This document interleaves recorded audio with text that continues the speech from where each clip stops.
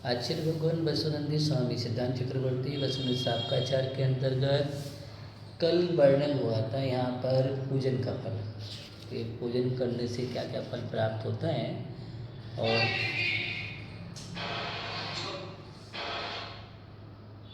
तो इस प्रकार के फल प्राप्त होते हैं।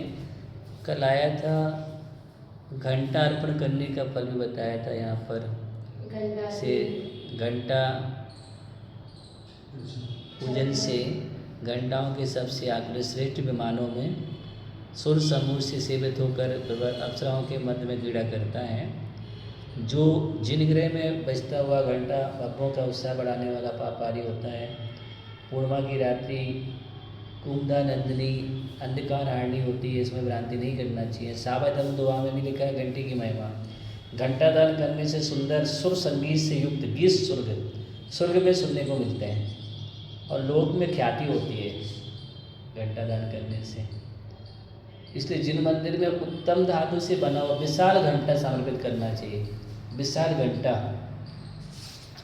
छत्र चमर जो छत्र दान करता है या छत्र आरोहण करता है तो वह निष्कंटक राज्य को प्राप्त करता है, शत्रु रहे एक छत्र भुगता है। और चामरों को दान करने वाला एक परिविजित उसके ऊपर भी चमर ढोरे जाते हैं। इस प्रकार यहाँ पर जो जिन भगवान को ध्वजा चमर छत्र चढ़ाने से राज्य मिलता है, मतलब इस प्रकार का इसका फल प्राप्त होता है इस प्रकार का दान करने से। तो इस प्रकार यहाँ पर आगे जिनाभिषेक करने का फल बतला रहे हैं। जिनाभिषेक, अब यहाँ पर जिनाभिषेक करने का क्या फल है और क्या वर्णन है बहुत से ध्यान से सुनिए। सिद्धांत चक्रवर्ती वसुनंद स्वामी बतला रहे हैं। अहि से फलेर नरो अहि सिंचेज्जै सुदर्शन सुवरम क्षीरो जलेन सुरिंदप्प मोहि देवी भक्ति। जिन भगवान के अभिषेक के फल से मनुष्य सुदर्शन मेरु के ऊपर क्षीर सागर के जल से सुरेंद्र आदि प्रमुख देवों के द्वारा भक्ति के साथ अभिषिक्त किया जाता है। यानी जिन अभिषेक करने का फल क्या है, इसका मतलब क्या हो गया है, तीर्थंकर बनेगा। तो ऐसा फल अर्जित करता है और इसलिए जिनाभिषेक करना चाहिए। अभिषेक करने वाला सुदर्शन मेरु पर देवों के समूह से जो अभिषेक होता है ना पांडु शिला पर, तो वह क्षीर सागर के जल से सुरेंद्र आदि देवों, तो वही बात आ गई ना जो जन्माभिषेक वाली बात हो गई। उस जन्माभिषेक को प्राप्त होता है वह जन्म कल्याणक का जो दृश्य होता है। जन्म कल्याण तो कल्याणक कौन किसके होते हैं, तीर्थंकर के होते हैं। ऐसे फल को प्राप्त होता है। आचार्य रविशेन ने पद्म पुराण सर्ग 32 में अभिषेक का फल दर्शाते हुए लिखा है कि अभिषेक जिनेन्द्राणाम कृत्वा सुरभिवारिणाम अभिषेक मवापनोति यत्र यत्रोपजायते। 165 नंबर की कारता है और सर्ग 32 से पद्म पुराण में आचार्य रविशेन स्वामी लिख रहे हैं कि जो मनुष्य सुगंधित जल से, इससे सुगंधित जल से जिन भगवान का अभिषेक करता है वह जहाँ जहाँ उत्पन्न होता है वहाँ वहाँ अभिषेक को प्राप्त होता है। जहाँ जहाँ भी वो जन्म होगा वहाँ अभिषेक को प्राप्त हो। इसका मतलब अच्छी अच्छी पर्याय को प्राप्त होता है। राजा महाराजा सम्राट बनता है तो उनका भी तो अभिषेक होता ही है। राज्याभिषेक होता है, हाँ, दीक्षा अभिषेक होता है। पद्म पुराण में सर्ग 32। अभिषेकम जिनेन्द्राणाम विधाय क्षीरधारया विमाने क्षीरधवले जायते परमद्युति। ये पद्म पुराण की बात चल रही है और आगे बतला रहे जो जल सुगंधित जल से अभिषेक करने का पर बतला दिया। अब आचार्य कह रहे दूध, जो दूध से धारा देता है ना, दूध से अभिषेक करता है। देखो इसमें लिखा है, आगम की बात कर रहे हैं रविशेन स्वामी, पद्म पुराण में लिखा अभिषेकम जिनेन्द्राणाम विधाय क्षीरधारा। क्षीरधारा तो दूध की धारा। तो जो दूध की धारा से जिन भगवान का अभिषेक करता है वह दूध के समान धवल विमान में उत्तम कांति का धारक देव होता है। दधि कुंभे जिनेन्द्राणाम या करोत्यभिषेचनम दद्यावकुट्टमे सुर्गे जायते सा सुरोत्तमा। जो दही के कलशों से जिनका अभिषेक करता है, दही के समान फर्श वाले स्वर्ग में उत्तम देव होता है। ये पद्म पुराण में जो उल्लेख है, पंचामृत अभिषेक की चर्चा चल रही है यहाँ पर, तो अभी जहाँ पर पद्म पुराण में, तो उसका एक एक का वर्णन बतला रहे हैं। सर्वेषां जिन्नाथा नाम कुरुते यो विसेचनम कांतिदुति प्रभावड्यो विमाने सा सजायते। जो घी से जिन देव का अभिषेक करता है वह कांति द्युति और प्रभाव से युक्त विमान का स्वामी देव होता है। अभिषेक प्रभावेण श्रूयते वही वो बुधा पुराणोनंद वीर्याद्याद्यो भूलब्धाभिषेचनम। पुराणों में सुना जाता है कि अभिषेक के प्रभाव से अनंत वीर आदि अनेक विद्वान स्वर्ग की भूमि में अभिषेक को प्राप्त हुए। अभिषेक के प्रभाव से उमा स्वामी श्रापकाचार्य पे अभिषेक का फल का वर्णन क्या उमा स्वामी श्रापकाचार्य में, तो यहाँ बतला रहे हैं। जिनेन्द्र प्रतिमाम भव्य स्नायित पंचकामृत ही तस्य नश्यति संतापा शरीरादि समुद्भवा। जो भव्य जीव जल चुर दूधई सर्वौषधि आदि से भगवान जिनेन्द्र देव की प्रतिमा पंचामृत अभिषेक करता है, उसके शरीर संबंधी, मन संबंधी और अकस्मात होने वाले सब तरह के संताप अवश्य नष्ट हो जाते हैं। जिनेन्द्र भगवान का अभिषेक करने से, गंधोदक लेने से महान पुण्य की प्राप्ति होती है।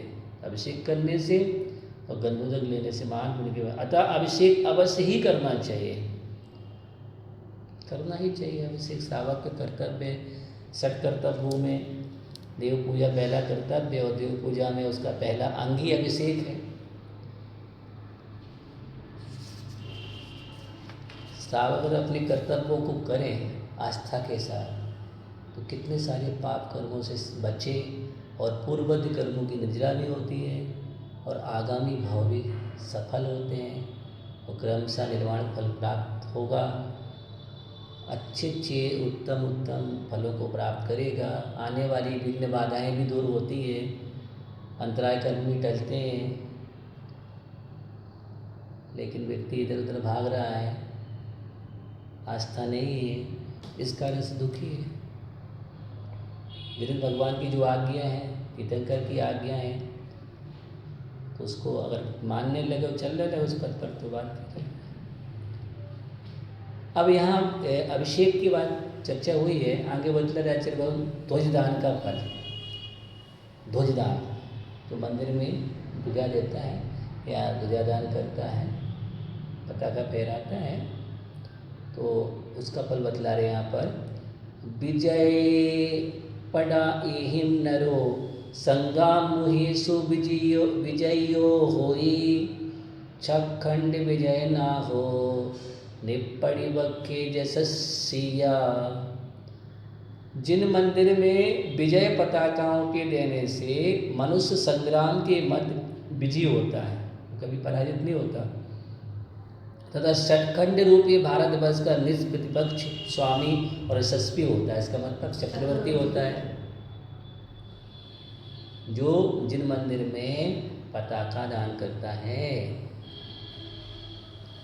जिन मंदिर के शिखर तथा अन्य उपयुक्त स्थानों पर, शिखर पर और भी स्थानों पर, मंदिर में चारों ध्वजा लगती है, चारों दिशाओं में, आगे आगे जहाँ ध्वजा फहरा दो क्या दिखता है, ध्वजा फहराने से अलग ही दिखता है शोभा। और दूर से, तो जिन मंदिर के शिखर तथा अन्य उपयुक्त स्थानों पर श्वेत, पीत या पंचवर्णी ध्वजा लगाना चाहिए। श्वेत, पीत मतलब सफ़ेद हो गई, पीली हो गई, या पंचवर्णी ध्वजा लगाना चाहिए। ध्वजदान से कीर्ति क्या बल प्राप्त होता है? कीर्ति, उसकी यश कीर्ति फैलती है, विजय एवं सुख समृद्धि की प्राप्ति होती है। जो व्यक्ति जिन मंदिर में ध्वजा फहराता है, या श्वेत ध्वजा या पीत ध्वजा या पंचवर्णी ध्वजा, उसके जीवन में कीर्ति उसके चारों ओर फैलती है, यशो वृद्धि होती है उसका हर जगह विजय होता है, कभी पराजित नहीं होता है, और सुख समृद्धि की कोई कमी नहीं होती है। इसलिए आगम में जो लिखा है, श्रावक को ध्वज दान करना चाहिए।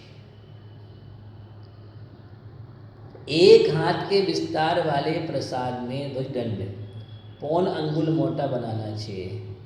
पीछे प्रत्येक हाथ पर आधे आधे अंगुल क्रम से बढ़ाना चाहिए, अर्थात 2 हाथ के प्रसाद में 3.25 हाथ के प्रसाद में 2.25, 4 हाथ क्रम से बढ़ा दो, 4 हाथ के प्रसाद में 2.25, 5 हाथ के प्रसाद में 3.25 अंगुल का मोटा ध्वजदंड करना चाहिए। प्रसाद के अनुसार ध्वजदंड बनवाना चाहिए, जैसा मंदिर उसके में बनना चाहिए। ध्वजा का वस्त्र दंड की लंबाई जितना लंबा और दंड का 8वां भाग जितना चौड़ा, ऐसा ध्वजा होना चाहिए। दंड की लंबाई जितना लंबा होना चाहिए और दंड का 8वां भाग चौड़ाई होना चाहिए।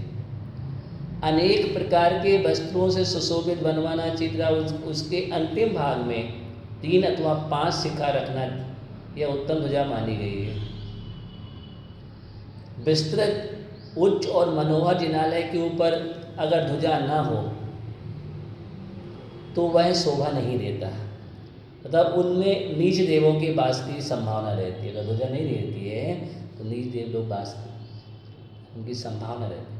अर्थात ध्वज दंड की लंबाई बराबर लंबी ध्वजा बनवाना चाहिए और ध्वज दंड भी मंदिर के शिखर से ऊंचा बनवाना चाहिए, मंदिर के शिखर से ऊंचा होना चाहिए। आचार्य जटा सिंह नंदी ने वरान चरित्र सर्ग 23 में अष्टमंगल द्रव्य के दान का फल, वहाँ पर अष्टमंगल द्रव्य दान उसका क्या फल होता है वहाँ पर वहाँ बतला रहे हैं वरान चरित्र में। तो अष्टमंगल द्रव्य के दान का फल इस प्रकार का है, स्वच्छ सुंदर दर्पण भेंट करने से पाप मल शुद्ध होता है। दर्पण अष्टमंगल द्रव्यों में आता है, तो जो दर्पण भेंट करता है उसके पाप मल शुद्ध होता है, पाप मल दूर हो जाता है सब मल। मंगल चिन्ह झारी को चढ़ाकर, झारी देता है, चढ़ाकर जीव सुभग तथा कमनी रूप के अधिकारी बनते हैं। कमनी मतलब सुंदर रूप के अधिकारी, और सुभग सबके लिए प्रीति उत्पन्न करना। कलश चढ़ाने से कसाय आदि दोषों की शांति होती है, जो कलश दान करता है, तथा थाली चढ़ाकर जीव समस्त शत्रुओं का विजेता होता है। तूर यानी तुरही होती है, भेंट करने से परिणाम स्वरूप सम्यक दृष्टि पुजारी की कीर्ति तीनों लोकों में गाई जाती है। चंदोबा चढ़ाने के कारण, देखो मंदिर में चंदोबा चढ़ाने के कारण ही लोग अलौकिक विद्या के ज्ञान से विभूषित विद्याधर होते हैं। चंदोबा अलौकिक विद्या के ज्ञान से विभूषित विद्याधर होते हैं। तो छत्र समर्पित करने से पुण्य के उदय होने पर पुजारी के राज्य का विपुल विस्तार होता है। घंटा समर्पित करने से परिणाम यही होता है कि श्रावक को सुश्रुत प्राप्त होता है। अच्छी आवाज, सुंदर आवाज, सुश्रुत आवाज घंटा जाने से। आपने घंटा चढ़ाया है, श्रावक को सुश्रुत प्राप्त होता है। रंग बिरंगी ध्वजाएं समर्पित करने वाले श्रावकों का शासन अलंग होता है। जो रंग बिरंगी ध्वजाएं समर्पित करते श्रावकों से अलंग होता है। जो नियम से जिन देव की वंदना करते हैं वे सबके द्वारा पूजे ही नहीं जाते हैं, अपितु उन्हें ऋतुओं और रिद्धियों के फलों की एक साथ ही प्राप्ति होती है। ऋतुओं के फल और रिद्धियों के फल। इंद्र ध्वज विधान के अंतर्गत केवल इंद्र के द्वारा अकृत्रिम जिनायलों पर जो विधान करते हैं ना, इंद्र ध्वज विधान होता है, उसमें ध्वजाएं चढ़ाई जाती है मुख्य रूप से। तो इंद्र ध्वज विधान के अंतर्गत केवल इंद्र द्वारा अकृत्रिम जिनालयों पर चढ़ाई गई ध्वजाओं से संबंधित पूजन होती है। कहने का तात्पर्य है कि जिन चैत्यालयों के लिए इंद्र भी वैभव के साथ ध्वजा समर्पित करता है।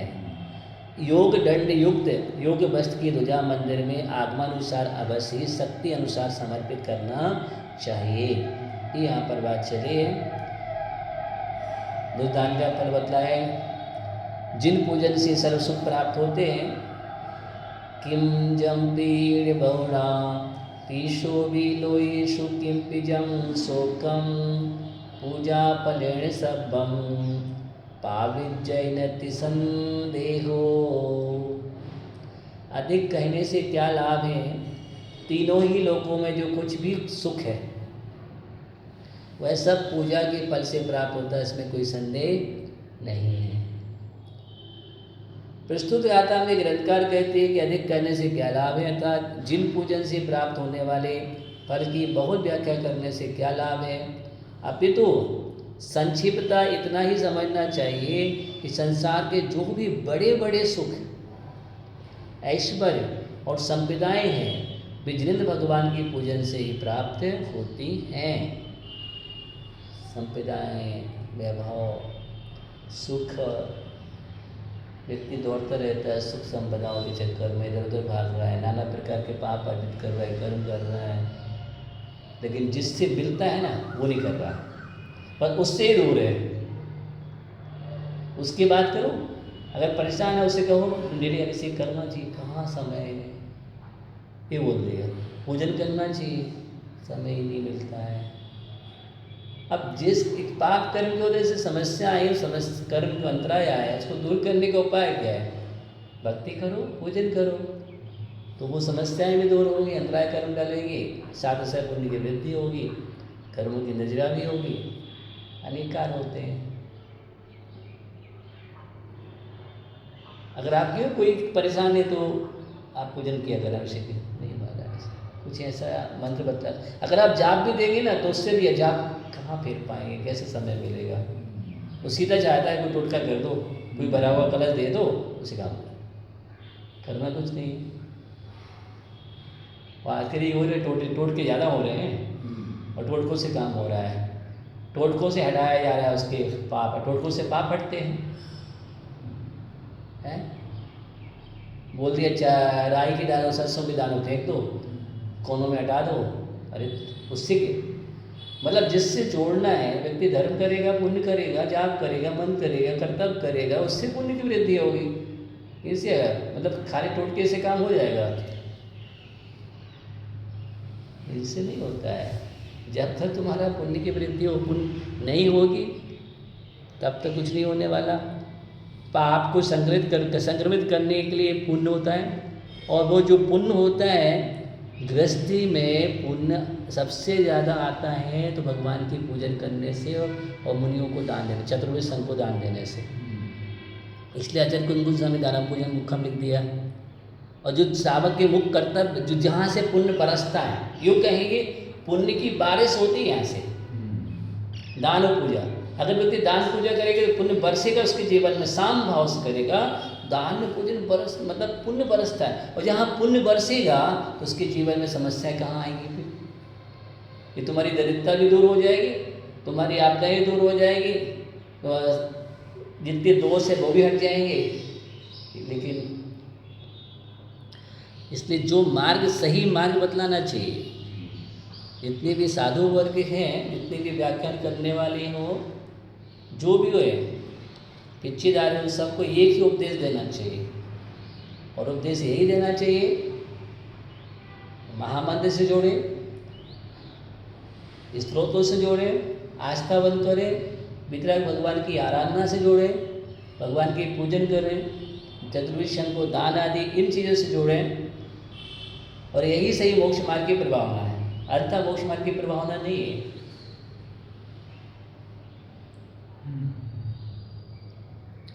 वर्तमान योग में ऐसे कोई उदाहरण उपलब्ध है जिनसे वह स्वतः सिद्ध हो जाता है कि बड़े बड़े कष्ट, रोग, ऐसे कई उदाहरण हैं। वो पढ़ाई है, जितनी भी कष्ट विपत्ति आई क्या किया बतलाओ? अच्छा ये बताओ, जितनी भी विपत्ति आई पुराणों में पढ़ते हैं, उन्होंने क्या किया? भगवान की पूजन की, आराधना की, शुद्ध चक्र का विधान रचाया, भक्ति की, आराधना की, क्या हुआ? कुछ रोग आपको दूर हो गया। पीति भाव स्त्रोत की, वहाँ भक्तामर स्त्रोत की कष्ट पर गया, आराधना की गई, आराधना की गई है, जहाँ जहाँ विपत्ति है। अग्नि का नीर हो गया, महामंत्र का स्मरण कर रहे हैं, आराध वितराग परमात्मा का स्मरण कर रहे हैं, तो उसमें से इस प्रकार जितने बड़े बड़े कष्ट, रोग, शोक आदि जिन पूजा से उपशमित हो जाते हैं, जिन पूजा से उपशमित हो जाते हैं, दूर हो जाते हैं, तो जिनमें भगवान का पुजारी उसी भाव में शारीरिक सौंदर्य और आध्यात्मिक उन्नतियों को प्राप्त करता है। शारीरिक सौंदर्य को भी करता है और आध्यात्मिक उन्नतियों को भी प्राप्त करता है। भक्ति सुंदर रूप, श्रीपाल का कुष्ठ रोग दूर होना, सेठ कवि धनंजय के पुत्र का विष दूर होना किससे हुआ? स्तुति माने जनेश्वरी विघ्न हुआ प्लेमयांते सातनी बोधपन्न का विसंगतामयाति स्तुति माने जनेश्वरी। जितनी भी विघ्न बाधाएं प्रलय को प्राप्त हो जाती हैं किसके माध्यम से हुई? हम डेली पढ़ते सातवीं बोधपन्न, जितनी भी अंतर बाधाएं समस्याएं जो भी है सब उससे दूर होती हैं, विष निर्विष हो जाता है। और हुआ है सेठ कवि धनंजय के पुत्र का विष दूर हो गया। आदि जिनेंद्र पूजन के फल से उद्भूत जन प्रसिद्ध उदाहरण हैं। अतः हजारों काम छोड़कर भी जिनेंद्र भगवान की पूजा अर्चना अवश्य करना चाहिए। हजारों काम भी हो, लाखों करोड़ों काम भी हो, उनको छोड़कर के सबसे पहले भगवान की पूजन आराधना करो और उसको प्रमुखता दो। अगर उसकी प्रमुखता से करोगे कुछ भी हो जाए, लेकिन हम अपना कर्तव्य नहीं छोड़ेंगे। तीर्थंकर की आज्ञा है भगवान की पहले हम पूजन करें, विशेष काम हम बाद में करेंगे। उसके जीवन में अपने आप पलायन कर देंगे विपत्तियाँ, और पुण्य की बारिश होगी तो उसके पास तो भंडारे अपने आप भरेंगे। इस प्रकार जिन पूजन से सर्व सुख प्राप्त होता है, तो इस प्रकार पूजन का यहाँ पर वर्णन हुआ। आगे अब विषय चलेगा, श्रावक का विषय चल रहा है, श्रावकाचार्य। तो श्रावक समाधि कर देव होता है। अब उस समाधि की साधना करने से क्या फल प्राप्त होता है, तो ये यहाँ पर चर्चा हो रही है। अरूपालयूरेवं सावैदम्बं तौ विषाणं सहलेणं च विहीणा कारुसमायणा कालं सोहम ईसु जाये काप्य विमाणेषु अच्युयन्तेषु उपादगिः कोमल सुयन सलिल संपूर्ण दर्शन्ते अंतो मोतिकालेणे तवोपजत्यो समाणि दिव्यामलदेहदारुधरो जाये नव जुबर्णो चेवो समचौरसंठाणो रसाई धावो हिमज्ये शरीरो डिरियण सहसतेयो नव कुबल सुरहि निशाओ। इस प्रकार श्रावक धर्म का परिपालन कर, जो बतलाए ना कर्तव्य बतलाए, जो दान का विषय हुआ, जो प्रतिमाओं का पालन, कैसे प्रतिमाओं का वर्णन हो गया, तो श्रावक धर्म का पूरा पालन करने वाला। इस प्रकार श्रावक धर्म का पालन कर, परिपालन करके और जीवन के अंत में विधि पूर्वक संलेखना करके अंते समाहि मरणम चौवे दुखम निवारे। तो अंत में विधि पूर्वक संलेखना करके समाधि से मरण कर अपने पुण्य के अनुसार स्वधर्म सुर को आदि लेकर अच्युत सुर पर्यंत कहाँ तक जा सकता है? 16वीं सुर तक, उसके आगे तो जा नहीं सकता। तो अच्युत सुर पर्यंत कल्प विमानों में उत्पन्न होता है। वहाँ के उत्पाद गृहों के कोमल एवं सुगंध युक्त शिला संपुट के मध्य में जन्म लेकर अंतर्मुहूर्त काल द्वारा अपनी ज्यों पर्याप्तियों को संपर्क कर लेता है, तो अंतर्मुहूर्त के भीतर ही दिव्य निर्मल देह का धारक एवं नव यौवन से युक्त हो जाता है। वह देव समचतुर संस्थान का धारक, रसादि धातुओं से रहे शरीर वाला, सहस्त्र सूर्यों के समान तेजस्वी, नवीन नीलकमल के समान सुगंधित निश्वास वाला होता है। अभी तक प्रस्तुत ग्रंथ में श्रावक के जिन जिन कर्तव्यों का कथन किया है, उनका अनुपालन कर श्रावक जीवन के अंत में संलेखना अर्थात देह और कषायों को कृष करते हुए समाधि वर्ण कर स्वर्गों में उत्पन्न होता है। पंडित दौलत राम ने एक छह डाला चौथी ढाल में कहा भी है, 12 प्रति के अतिचार पन्न लगावे, मरण समय संन्यास दार 10 दोष नसावे, यो श्रावक विद पाल स्वर्ग 16 उपजावे, तहे ते चय नर जन्म पाए मुनि हे शिव जावे।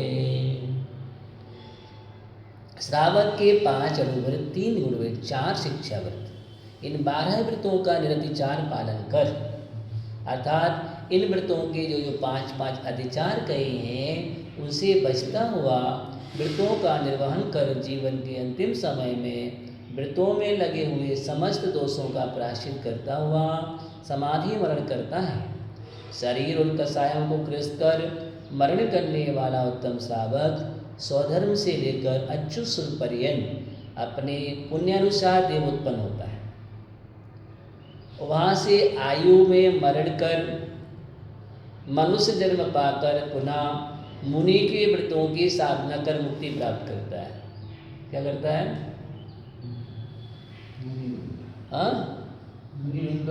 आत्मा सिद्ध करके मनुष्य बना, मुनि बन करके मुक्ति को प्राप्त होगा। बृहत प्रतिक्रमण में कहा है, जो एदायम पदायम धरे सावय सावियो वाहो कुडय कुटियावो बा दहे पंच अट्ठे बवणमा से वाण विंदर जो से स्वामी क्षण देवी ओवरिकम्मेसु उब्रिम अरेदर महाडियासु देवेशु उपबज्जंती। जो व्यक्ति इन व्रतों को धारण कर पालन करता है वह 10, 8, 5 वेद वाले भगवंतर ज्योतिष देवों में और स्वधर्म ईशान आदि ऊपर के महारथ देवों में उत्पन्न होता है। जो मिथ्यात्व रूप अवस्था में व्रतों का पालन कर मरण करते हैं उनकी अपेक्षा से यहाँ व्रतियों का भवनत्रिव उत्पाद बताया है। भवनत्रिव को बतलाए ना, तो वो कौन से मिथ्यात्व अवस्था में जो पालन कर, सम्यक दर्शन जिनको नहीं हुआ लेकिन व्रतों को पालन कर रहे हैं तो वो जीव कहाँ जाएंगे? भवनत्रिव उत्पाद। और सम्यक दृष्टि श्रावक तो स्वधर्मादि शुरू से लेकर 16वें सुर तक अपने पुराकृत कर्मानुसार उत्पन्न होते हैं। 16 सुर वो सम्यक दृष्टि श्रावक। कोई भी जीव देव पर्याय में जाकर अंतर्मुहूर्त में पर्याप्तियां पूर्ण कर उपपादक पूर्ण कर उपपाद सैया पर सोते हुए के समान उठकर बैठ जाता है। सो के उठ गया वो नवयौवन। देवों के माता पिता नहीं होते हैं, माता पिता नहीं होते हैं और ना ही उनका गर्भ जन्म ही होता है। वे तो उपवास सैया पर सोकर उठी हुई के समान अंतर्मुहूर्त अर्थात 48 मिनट से भी कम काल में अपनी 6 पर्याप्तियों को पूर्ण कर युवा शरीर के धारी होते हैं। पर्याप्तियाँ 6 होती हैं, आहार, शरीर, इंद्रिय, श्वासोच्छ्वास, भाषा, मन। इन 6 की पूर्णता होने पर जीव पर्याप्तक संपूर्ण शरीर का धारक कहलाता है। देव गति में जन्म लेने वाला जीव अंतर्मुहूर्त में ही इनकी पूर्णता कर नवयौवन युक्त सुंदर शरीर वाला हो जाता है। उनका शरीर दिव्य निर्मल सूक्ष्म परमाणुओं से निर्मित अत्यंत सुंदर होता है। सभी देव समचतुर संस्थान अर्थात योग्य आकार प्रमाण युक्त सुंदर अंगों वाले होते हैं। जितने भी देव सब सुंदर अंगों वाले। उनका शरीर मनुष्य के समान स्थूल अर्थात औदरिक नहीं होता, अपितु विशुद्ध सूक्ष्म गुरुग्लों से निर्मित होता है, जिस कारण उनके शरीर में रस, खून, हड्डी आदि धातुएं उपधातुएं नहीं पाई जाती हैं। देवों के व्यक्तिगत शरीर दाढ़ी, मूछ, बाल, नख आदि से रहित अनुपम सुंदर होते हैं। वरना ना दाढ़ी है, ना मूछ है, ना बाल है, ना नख, कुछ भी नहीं। उनका शरीर सैकड़ों सूर्यों के समान तेज वाला देदीप्यमान होता है। वे एक निश्चित अवधि के बाद जो श्वासोच्छ्वास देते हैं वह नीलकमल के समान सुगंधित और सुलभित होता है। ऐसा अनुपम शरीर श्रावक धर्म के अंतर्गत किए गए दान, पूजन, स्वाध्याय आदि के फल से प्राप्त होता है। इस कर्तव्यों के फल से ये प्राप्त होता है। इस प्रकार यहाँ तक जानना चाहिए। अब शेष विषय देव पर्याय में विचार और आश्चर्य आदि क्या है इसकी चर्चा फिर आगे करेंगे। ओम नमः शिवाय।